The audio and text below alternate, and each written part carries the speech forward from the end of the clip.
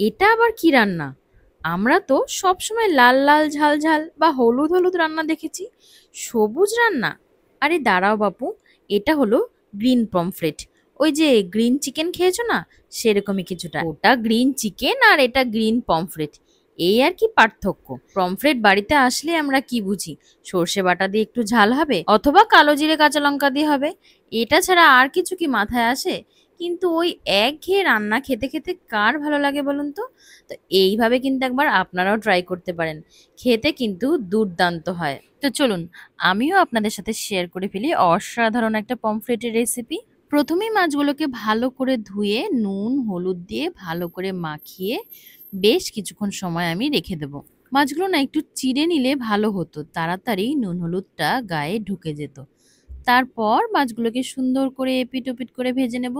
ভেজে নেওয়ার পর বেশ খানিকটা ধনেপাতা এর মধ্যে লাগবে, সেটাকে মিক্সি করতে হবে।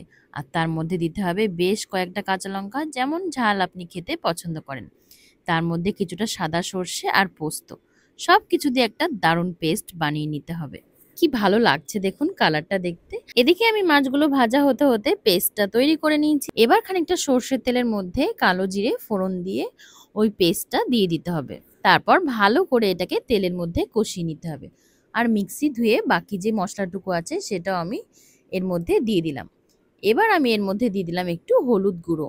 এই রান্নাটায় কিন্তু হলুদটা না দিলেও চলে, তাতে কালারটা আরো ভালো হয়। তবে রান্নায় আমার আবার একটু হলুদ গুঁড়ো না দিলে ভালো লাগে না, তাই আমি একটু দিয়ে দিলাম।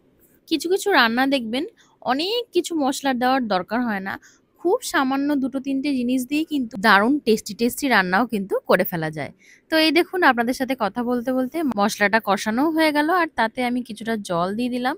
সেটা ভালো করে ফুটে এলেই এবার আমি সমস্ত মাছগুলো তার মধ্যে দিয়ে দিচ্ছি। এই মাছের ঝোলের কালারটা দেখতে না আমার খুব ভালো লাগছে, আর দেখতে যেমন ভালো লাগছে খেতে কিন্তু তার থেকেও বেশি ভালো হয়েছিল। এবার মাছগুলো দেওয়া হয়ে গেলে এর মধ্যে আমি দিয়ে দেবো সামান্য একটু চিনি। যেহেতু একটা ধনেপাতার একটা রান্না, তো একটু অন্যরকম ফ্লেভার আসতে পারে, তাই একটু চিনি দিলে রান্নাটা কিন্তু পুরো ব্যালেন্স হয়ে যাবে। এবার মাছগুলোকে ভালো করে ঝোলের মধ্যে ফুটিয়ে নিতে হবে। মাছটা একটু গামাখা রান্না হবে, কোনো আলাদা করে ঝোল থাকবে না, তাই একদম যাতে শুকিয়ে যায় সেরকম পরিমাণ মতনই কিন্তু জলটা দিতে হবে।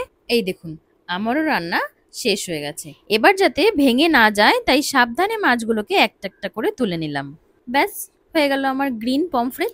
রান্নাটা করতে কিন্তু জিনিস লাগে খুবই সামান্য, কিন্তু স্বাদে গন্ধে একেবারে অতুলনীয়। তো আপনারাও বাড়িতে এই রকম পমফ্রেট কিন্তু একবার রান্না করে খেতে পারেন। কথা দিচ্ছি সবাই আঙুল চেটে পুটে খাবে। এরপর আমার চ্যানেলে কোন রেসিপিটা তোমরা দেখতে চাও আমাকে কমেন্ট করে জানাতে পারো। ততক্ষণের জন্য টাটা বাই, সবাই ভালো থেকো।